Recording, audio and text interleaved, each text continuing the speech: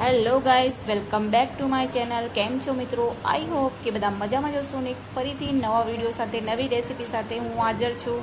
ગરમીની મોસમ ચાલુ થઈ ગઈ છે અને ગરમીમાં આપણને રસોઈ બનાવવી ગમતી નથી, પણ તે છતાં જમ્યા વગર તો ચાલતું જ નથી। તો ઇન્સ્ટન્ટ બનતું એવી રેસીપી એટલે લસણની ચટણી કાઠિયાવાડી સ્ટાઇલમાં।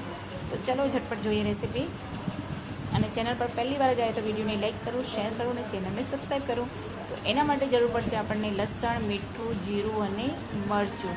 તો એ બધી જ વસ્તુને આપણે ખારડીમાં પેસ્ટ કરવાની છે।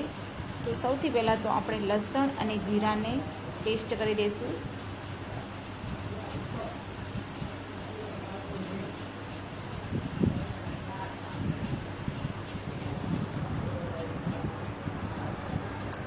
તો એને આપણે કૂટી લઈશું બરાબર।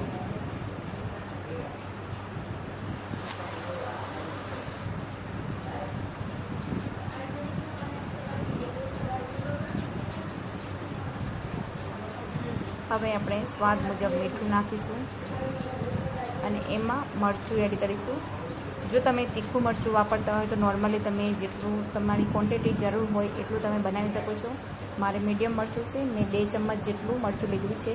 હવે બરોબર એવું મિક્સર બની ગયું છે। હવે આપણે આમાં એડ કરીશું 1/2 ચમચ જેટલું તેલ અને આ મિક્સરને સરસ એવું મિક્સ કરી દેવાનું છે।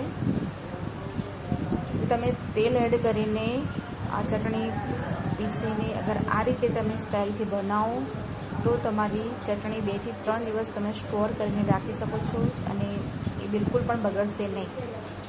હવે આપણે જે કન્ટેનરમાં બનાવવાનું છે એમાં આપણે લઈ લઈશું।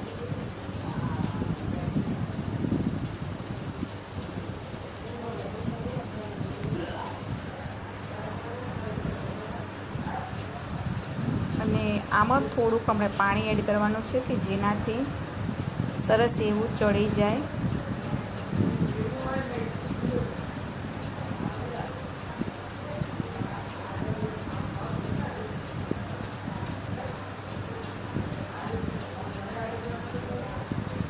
અને ફરીથી આમાં આપણે તેલ પણ એડ કરીશું।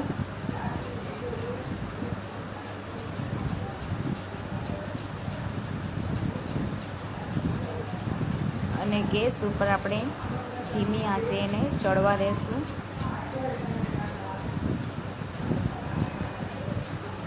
અગર તમારે દેશી ચૂલો તમે વાપરતા હોય તો તમે અગર ભઠ્ઠા ઉપર આ ચટણી બનાવો તો એનો સ્વાદ એકદમ બેસ્ટ બની જાય છે। ગેસ ઉપર થોડો સ્વાદમાં ડિફરન્સ રહે છે, પણ તે છતાં તમે આ રીતે બનાવો તો સરસ એવો મજા આવે છે। તો જોઈએ કે ઇન્સ્ટન્ટ બની જાય છે અને ખાવાવાળાને પણ મજા આવે છે। તો ચલો હવે આપણી ચટણી બની ગઈ છે, આપણે ગેસને હવે ઓફ કરી દઈશું।